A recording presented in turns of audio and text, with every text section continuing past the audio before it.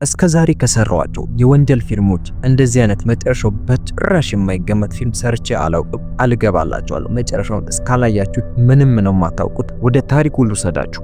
በታሪኩ መጀመሪያ ላይ ሰው በሌለበት አካባቢ ከወንዝ ጀርባ ባለ አንድ ዛፍ ላይ የተሰቀለ ሬሳ ይታያል። በሚቀጥለው ትዕይንት የፊልሙን ዋና ገጸ ባህሪ ላንደርን በወንዙ ዳርቻ እጁን ሲታጠብ እናየዋለን። ላንደር ጡረታ የወጣ ፖሊስ ሲሆን ከጡረታ በኋላ ወንዙ አጠገብ በተሰራች ትንሽ ቤት ውስጥ ይኖራል። ከዚያም ከወታደራዊ አካዳሚ ሰዎች ላንደርን ለማግኘት ይመጣሉ። እንደ እውነቱ ከሆነ በፊልሙ መጀመሪያ ላይ የታየው ያ ሬሳ የዚህ አካዳሚ ተማሪ ነበር። እነርሱም ላንደር ጉዳዩን እንዲመረምርላቸው ፈልገው ነበር። ላንደር በፖሊስነት ዘመኑ ብዙ ውስብስብ ጉዳዮችን የፈታ በመሆኑ የከተማዋ ከፍተኛ ባለስልጣናት ትልቅ ክብር ይሰጡታል። በዚህ ምክንያት የአካዳሚ ካፒቴን ላንደርን ለመውሰድ ወደ ቤቱ መጣ። አካዳሚ ቢሮ ከደረሱ በኋላ አስተዳደሩ ላንደር ጉዳዩን እንዲፈታ መወሰኑን በመግለጽ ያሞካሸዋል። ላንደር በጣም የተሳካለት ፖሊስ ቢሆንም ባለፉት ጥቂት ዓመታት በግል ሕይወቱ ውስጥ የአዘን ተራራ ተጭኖት ነበር። ሚስቱ ከ3 ዓመት በፊት የሞተች ሲሆን ሴት ልጁ ደግሞ ከአንድ ሰው ጋር ከቤት ጠፍታለች። በዚህ ምክንያት ከፍተኛ የብቸኝነት ስሜት ይሰማው ጀመር። በብቸኝነቱ የተነሳ ላንደር መጠጥ መጠጣት የጀመረ ሲሆን በአልኮል ላይ ጥገኛ ሆነ።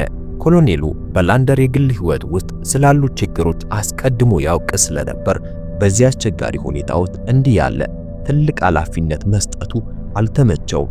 ሆኖም ግን ላንደር የግል ችግሮቹን ወደ ጎን በመተው ኮሎኔሉን ለምን እንደጠራው ይጠይቀዋል። ኮሎኔሉ ፍራይ የተባለ የአካዳሚው ተማሪ ባለፈው ምሽት ራሱን እንዳጠፋ ይነግረዋል።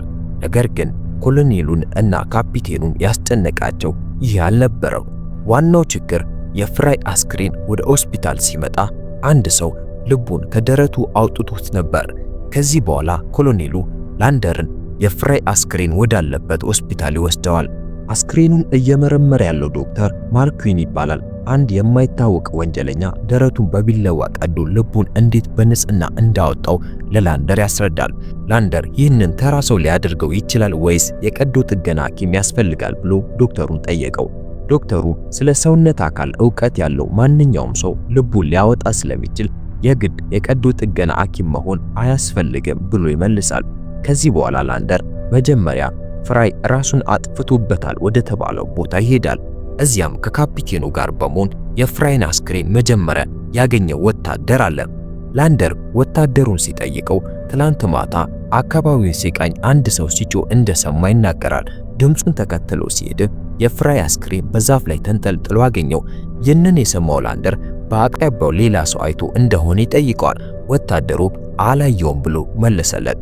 ከዚህ በኋላ ላንደር እና ካፒቴኑ ወደ ሆስፒታል ይመለሳሉ። ላንደር አስክሬኑን በራሱ መርምሮ በፍራይ የጭንቅላት ጀርባ ላይ ጥልቅ ቁስል አገኘ። እንዲሁም የፍራይ እጆች ላይ ጉዳቶችን አየ።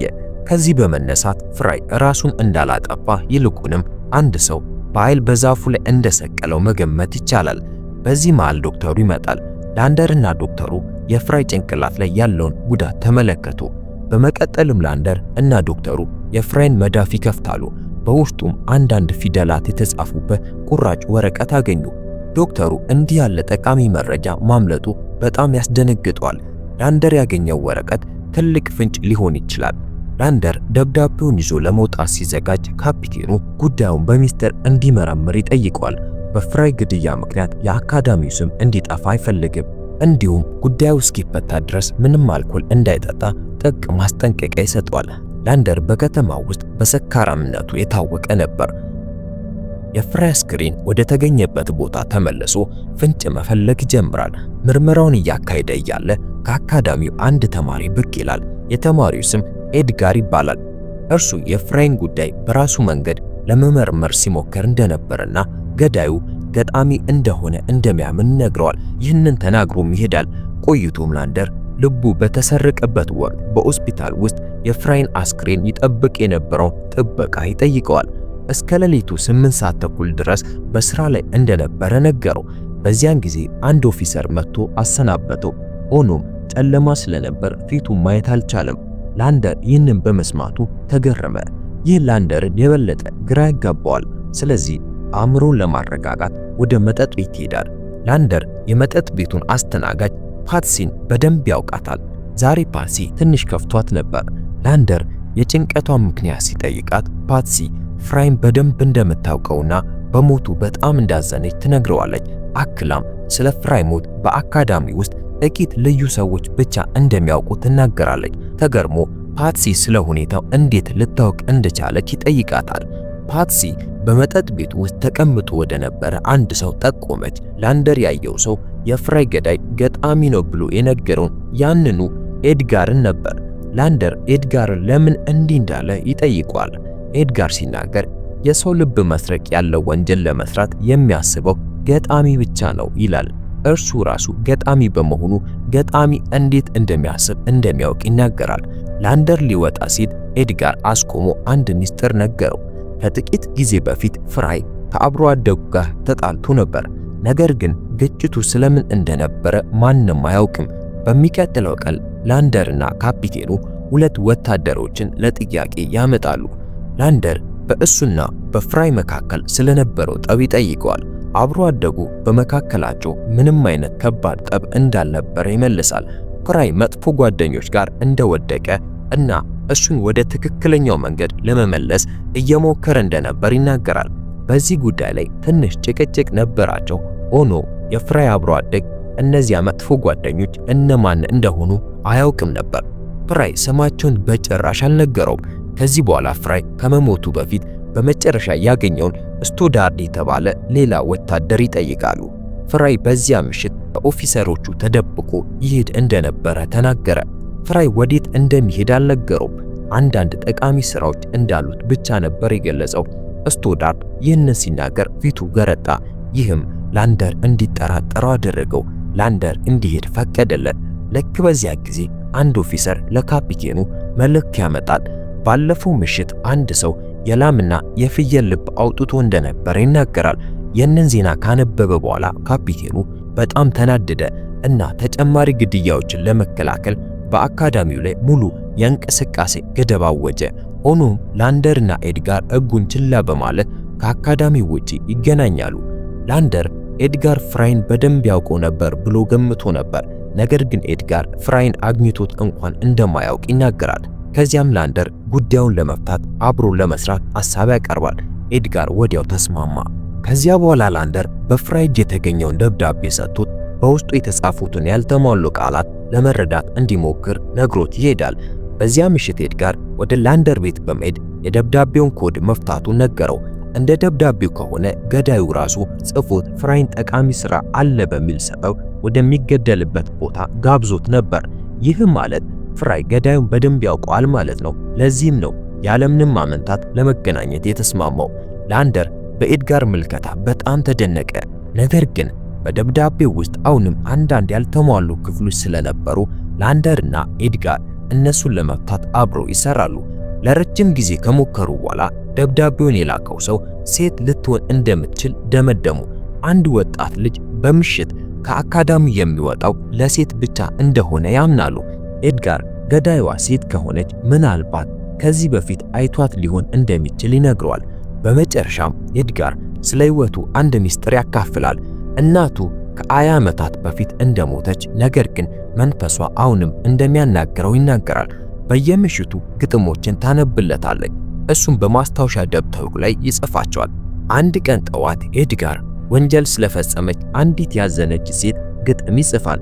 በዚያው ጠዋት ኤድጋር በመስኮቱ በኩል ወደ ውጭ ሲመለከት በግጥም ውስጥ ከተገለጸችው ጋር በትክክል የምትመሳሰል ሴት ያያል።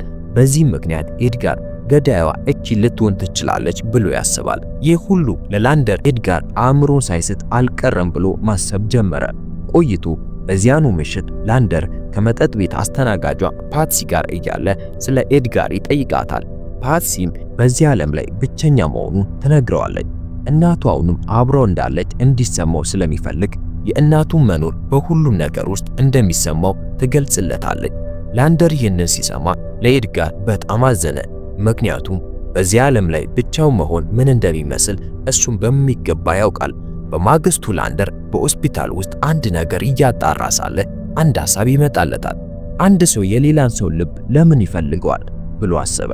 በጥልቀት ካሰበ በኋላ ይህ ግድያ ከጥንቆላ ጋር የተያዘ ሊሆን ይችላል ብሎ በማመን ተጠራጠረ። ከዚያም ለኤድጋር አንድ አሮጌና ሰው የማይኖርበት ቤት ውስጥ እንዲገናኙ የሚገልጽ ደብዳቤ ይጽፍለታል። አጋጣሚ ሆኖ ላንደር በቤቱ ውስጥ የጥንቆላ ማስረጃዎችን ከክፉ መናፍስት ምልክት ጋር ያገኛል። ኤድጋር እዚያ እስኪደርስ ድረስ ላንደር ገዳዩ የሰዎችንና የእንስሳትን ልብ የሚያወጣው ለጥንቆላ ስነ ስርዓት መሆኑን ይረዳል።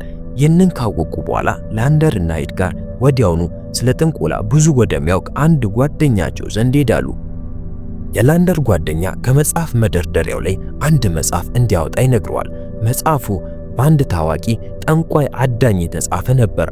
በመጽሐፉ ውስጥ ሰይጣንን ደስ ከሚያሰኙ ስርዓቶች አንዱ የተሰቀለ ሰው ልብ ለሰይጣን ማቅረብ እንደሆነ ተጽፏል። በተጨማሪም ጓደኛው ለላንደር ከብዙ ዓመታት በፊት 700 የሚጠጉ ጠንቋዮችን የገደለ ሄንሪ ሌክለርክ የተባለ ታዋቂ ጠንቋይ አዳኝ እንደነበር ይነግረዋል።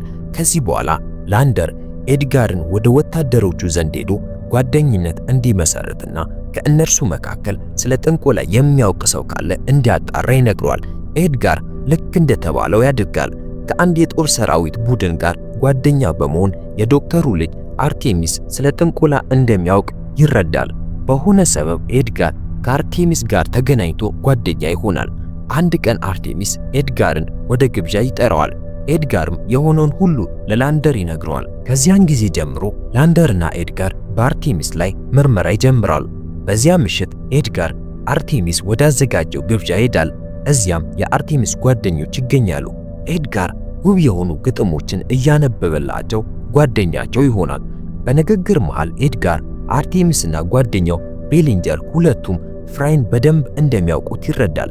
እንዲሁም ፍራይ በአርቴሚስ እህት ፍቅር ወድቆ እንደነበርና እሷ ግን በክህደት እንደጎዳችው ይረዳል። በሌላ በኩል ላንደር ተኝቶ እያለ አንድ ሰው ሲያለቅስ ይሰማል። ሲጠጋ የራሱን ልጅ እያለቀሰች ያያታል። በጣም ታለቅስ ነበር፣ ነገር ግን በቅጽበት ተሰወረች። ላንደር ልጁን በማሰብ በጣም አዝኖ ማልቀስ ጀመረ። ከልጁ ከተለየበት ጊዜ ጀምሮ እንዲህ ያሉ ስሜታዊ ክስተቶች ለላንደር የተለመዱ ነበሩ። በማግስቱ ጠዋት በፍራይ የቀብር ስነ ስርዓት ላይ የፍራይ እናት ወደ ላንደር ትመጣለች።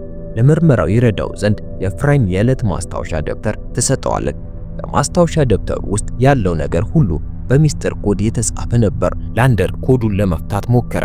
በዚህ ማሌድ ጋር የአርቴሚስ እህት ከሆነችው ሊያ ጋር ጓደኛ ይሆናል። እሷም እናቱ በነገረችው መሰረት ግጥም ሲጽፍ በመስኮት በኩል ያያት ያቺው ልጅ ነበረች። ኤድጋር ሊያን እንዲመረምራት ብሎ ሰው ወደሌለበት ቦታ እንድትመጣ ይጋብዛታል። ነገር ግን የሊያን ውበትና የዋነት ሲመለከት ኤድጋር ራሱ በፍቅር ይወድቃል። በድንገት ሊያ በሚጥል በሽታ ትያዛለች። መሬት ላይ ወድቃ በእመም ትጨነቃለች። ይህንን ያየው ኤድጋር በጣም ይደነግጣል። ሆኖም ከጥቂት ቆይታ በኋላ ሊያ በራሷ ነቃች። በዚያው ሰዓት ላንደር ከፍተኛ ጥረት ካደረገ በኋላ በፍራይ ማስታወሻ ደብተር ውስጥ የተጻፉትን ቃላት በመጨረሻ ይፈታቸዋል። በዚያ ምሽት ኤድጋር ከአካዳሚው እየተመለሰ ሳለ በአቅራቢያው የአንድ ሰው መኖር ይሰማዋል። ነገር ግን ዙሪያውን ሲመለከት ማንም የለም። በድንገት ቤሊንጀር በኤድጋር ላይ ጥቃት በመሰንዘር ከሊያ እንዲርቅ ያስጠነቅቀዋል። እንደ እውነቱ ከሆነ ቤሊንጀርም ሊያን ይወዳት ነበር። እናም ኤድጋር ወደ እሷ መጠጋቱን አልወደደውም። ልክ በዚያን ጊዜ ላንደር ደርሶ ቤሊንጀርን በመምታት ያባርረዋል። ኤድጋር በጣም ተቆጥቶ ቤሊንጀር በእሱና በሊያ መካከል እንደገና ከመጣ እንደሚገለው ለላንደር ይነግረዋል። በማግስቱ ጠዋት ላንደር ቤሊንጀር መጥፋቱን ከካፒቴኑ ይሰማል። ከካፒቴኑና ከሌሎች ወታደሮች ጋር በመሆን ቤሊንጀርን መፈለግ ይጀምራሉ። ከጥቂት ፍለጋ በኋላ ቤሊንጀር ልክ እንደ ፍራይ ተሰቅሎ ያገኙታል። ልቡ ከደረቱ ወጥቶ ነበር። አስክሬኑ ወደ ሆስፒታል ሲመጣ ዶክተሩ ማርክዊን ለኮሎኔሉና ለካፒቴኑ የቤሊንጀር ገዳይ ሌላ ሰው እንደሆነ ይናገራል። ምክንያቱም የቤሊንጀርና የፍራይ ደረት ላይ ያለው ቁስል ፍጹም የተለየ ነው። ትልቁ ልዩነት ይህ አዲሱ ገዳይ ቤሊንጀርን መስለቡ ነበር። ይህንን የሰማው ኮሎኔል በጣም ተቆጥቶ በላንደር ችሎታ ላይ መጠራጠር ጀመረ። ኮሎኔሉ ላንደርን ይህ ሁሉ ጥረት ተደርጎ እስካሁን ምንም ጠንካራ ማስረጃ አላገኘህም ብሎ ይወቅሰዋል። በዚህ መሃል ካፒቴኑ በኤድጋር ላይ ሙሉ ጥርጣሬ እንዳለው ለላንደር ይነግረዋል። ካፒቴኑ እንዳለው ትላንት በእራት ወቅት ኤድጋር ከቤሊንጀር ጋር ስላደረገው ጠብ ለወታደሮቹ በግልጽ ይናገር ነበር። እንዲያውም ቤሊንጀርን እንደሚገለው በሁሉም ፊት ዝቶ ነበር። ላንደር ኤድጋር ጥሩ ልጅ ነው ብሎ ይከላከላል። እነዚያን ነገሮች የተናገረው በንዴት ሊሆን እንደሚችል እንጂ ሰው ሊገድል እንደማይችል ይናገራል። ከዚያም ካፒቴኑ ለላንደር አንድ አስገራሚ ነገር ይነግረዋል። ባለፈው ክረምት ኤድጋር ከፍራይ ጋር ጠብ ውስጥ ገብቶ እንደነበር ይነግረዋል። ኮሎኔሉ አክሎም በኤድጋር ላይ ጠንካራ ማስረጃ ቢኖር ኖሮ ከረጅም ጊዜ በፊት በቁጥጥር ስር እንደሚያውሉት ይናገራል። ላንደር ደነገጠ። ከዚህ በፊት ላንደር ኤድጋርን ስለ ፍራይ ጠይቆት ነበር። ኤድጋር ግን ፍራይን እንደማያውቀው በግልጽ ተናግሮ ነበር። በቀጥታ ወደ ኤድጋር ይሄዳል። በንዴት ይቆጣዋል፣ እንዲሁም እውነቱን እንዲናገር አስገደደው። ኤድጋር ራሱን ለመከላከል ሲናገር አካዳሚውን ከተቀላቀለ ጀምሮ ከብዙ ልጆች ጋር እንደተጣላ፣ ምክንያቱም ብዙ ሰዎች መልኩን ወይም ስብዕናውን እያዩ እንደሚሳለቁበት ይገልጻል። ነገር ግን የበቀል ስሜት በልቡ ውስጥ እንደሌለ ተናገረ። የኤድጋርን ንግግር የሰማው ላንደር ንጹሕ እንደሆነ አመነ። ቆይቶ በዚያው ቀን ዶክተር ማርኩዊስ በቤሊንጀር ሞት ምክንያት ለአዘን የሚሆን የእራት ግብዣ በቤቱ ያዘጋጃል። ላንደርንና ኤድጋርን ይጋብዛቸዋል። በድንገት አርቴሚስ ጨዋነት በጎደለው መንገድ ላንደርን ማናገር ይጀምራል። እንደ እውነቱ ከሆነ ላንደር በድብቅ ክፍሉን እንደበረበረ ጠርጥሮታል። ለዚህም ነው ላንደርን መስደብ የቀጠለው። ይህንን ባህሪ ያየችው የአርቴሚስ እናት በእሱ ተቆጥታ ከራት ጠረጴዛው ላይ ተነስታ ሄደች። እሷን ተከትላ ሊያም ተነስታ ትወጣለች። ሆኖም ዶክተሩ ለቤተሰቡ ብልግና ላንደርን ይቅርታ ይጠይቀዋል። ስሜቱን ለማቅለልም መጠጥ ሊያዘጋጅለት ይሞክራል። ላንደር በመደርደሪያው አናት ላይ የጥንቆላ መጽሐፍ ያስተውላል። ይህንን ሲያይ በዶክተሩ ላይ መጠርጠር ጀመረ። ዶክተሩን ለመመርመር ወስኖ ልጁ መታመሟን ይጠይቀዋል። ዶክተሩ ልጁ ሊያ ሁልጊዜ በፍርሃት ውስጥ እንድትኖር የሚያደርግ አደገኛ በሽታ እንዳለባት ይነግረዋል። በዚያ በሽታ ምክንያት እስካሁን ትዳር አልመሰረተችም። እያወሩ ሳለ አርቴሚስ የሊያን የፒያኖ ጨዋታ እንዲሰሙ ሊጠራቸው ይመጣል። ነገር ግን ላንደር ንጹህ አየር እንደፈለገ ተናግሮ ወደ አርቴሚስ ክፍል በመሄድ መፈለግ ይጀምራል። በዚህ መሃል ኤድጋር ሌላውን ነገር ሁሉ ረስቶ በሊያ የፒያኖ ዜማ ውስጥ ይጠፋል። በሊያ ፍቅር በጣም ከመውደቁ የተነሳ ለሷ ማንኛውም ነገር ለማድረግ ዝግጁ ነበር። በሌላ በኩል ላንደር በአርቴሚስ ክፍል ውስጥ በትከሻው ላይ ምንም አይነት የማዕረግ ምልክት የሌለው ኮት ያገኛል። ላንደር የአካዳሚ ጥበቃ የጠቀሰውን ኦፊሰር ያስታውሳል። በዚያ ምሽት የመጣው ኦፊሰር እንዲህ ያለ ኮት ለብሶ እንደነበር ተናግሮ ነበር። ላንደር ኮቱን ይዞ ወደ ታች ይወርዳል። ዶክተሩ ኮቱ የሞተው ወንድሙ እንደሆነና ቤቱ ውስጥ እንዴት ሊገኝ እንደቻለ እንደማያውቅ ይናገራል። ላንደር ግን ኮቱ የተገኘው በአርቴሚስ ክፍል ውስጥ መሆኑን ይነግረዋል። አርቴሚስ ምንም ሳይናገር በፊት ካፒቴኑ ይመጣና ስቶዳርድ የተባለ ሌላ ወታደር ከአካዳሚ መጥፋቱን ይናገራል። ስቶዳርድ ፍራይን ለመጨረሻ ጊዜ ያየውና ለላንደር በፍርሃት ቃል የሰጠው ያው ልጅ ነበረ። ይህንን ከሰማ በኋላ ላንደር ወዲያውኑ የስቶዳርድን ክፍል ለመፈለግ ከነርሱ ጋር ይሄዳል። ክፍሉን ከመረመረ በኋላ ላንደር ስቶዳርድ እንዳልታገተ ለሁሉም ይነግራቸዋል። ከአካዳሚ በራሱ ፈቃድ ጠፍቶ ሄዷል። ላንደር ይህንን ያለው የስቶዳርድ ንብረቶችም ከክፍሉ ውስጥ ጠፍተው ስለነበረ ነው። ስቶዳርድ ቤሊንጀር እና ፍራይ የቅርብ ጓደኞች እንደነበሩና የጓደኞቹን አሟሟት ካየ በኋላ ስቶዳርድ ተራው እንደሚደርስ ፈርቶ እንደጠፋ ገመተ። በአርቴሚስ ክፍል ውስጥ በተገኘው ኮት ምክንያት ሁሉም ሰው እሱ ገዳይ ሊሆን ይችላል ብሎ መጠርጠር ጀመረ። ነገር ግን ላንደር አሁንም በአርቴሚስ ላይ ጠንካራ ማስረጃ ስላልነበረው ተጨማሪ ማስረጃዎችን ለመሰብሰብ ከኮሎኔሉ ጊዜ ጠየቀ። በዚህ መሃል ኤድጋር ወደ ሊያ ሄዶ ግጥሙን አነበበላት። ሊያም ለእግር ጉዞ ይዘው ወጣች። በሌላ በኩል ላንደር ጓደኛውን እንደገና ጎብኝቶ የማይሞት ሕይወት መጽሐፍ የጻፈውን ኤንሪ በእውነቱ የሰይጣን አምላኪ እንደነበረ ተረዳ። የላንደር ጓደኛ የኤንሪን ምስል አሳየው። ላንደርም ያንን ስዕል ሌላ ቦታ እንዳየው በድንገት አስታወሰ። ላንደር ወዲያውኑ ወደ ዶክተሩ ቤት ሮጠ። የኤንሪን ስዕል እዚያ ያየው በዶክተሩ ቤት ውስጥ የጥንቆላ መጽሐፉን ሲመለከት ነበር። መጽሐፉ ምናልባት በኤንሪ የተጻፈ ሳይሆን አይቀርም። እንዲሁም የኤንሪ ምስል ግድግዳው ላይ ተሰቅሎ ነበር። አሁን ላንደር በከተማው ለሚከሰቱት ሚስጥራዊ ክስተቶች ሁሉ የዶክተሩ ቤተሰቦች እጅ እንዳለበት ጠረጠረ። የጥንቆላ መጽሐፉን በእጁ ሲይዝ ጥርጣሬው ወደ እርግጠኝነት ተለወጠ። መጽሐፉ በእርግጥ በኤንሪ የተጻፈ ነበር። ላንደር ዶክተሩን በማስፈራራት እውነቱን እንዲናገር አደረገው። ዶክተሩ በጣም በመደንገጥ ሁሉንም ነገር መናዘዝ ጀመረ። ልጁ ሊያ አደገኛ በሽታ እንዳለባትና የሚቀራት 3 ወር ብቻ እንደሆነ ነገረው። እሷን ለማዳን ያልሞከረው ሕክምና ባይኖርም ምንም አልረዳው። ከዚያም አንድ ቀን ሊያ ቅድመ አያቷ ኤንሪድ እንደሚያናግራትና የማይሞት ህይወት የምታገኝበትን የጥንቆላ ስርዓት እንደነገራት ለዶክተሩ ገለጸችለት። ዶክተሩ እንዳለው ስርዓቱን መፈጸም ከጀመሩ በኋላ ሊያ በእርግጥ ማገገም ጀምራ ነበር። ይህንን ያዩት መላው ቤተሰቦች በስርዓቱ ውስጥ ተሳተፉ። ዶክተሩ ይህንን ለላንደር እያብራራ ባለበት ወቅት በሌላ በኩል ልጁ ከእናቷና ከወንድሟ ጋር በመሆን ስርዓቱን ለመፈጸም ተጠምዶ ነበር።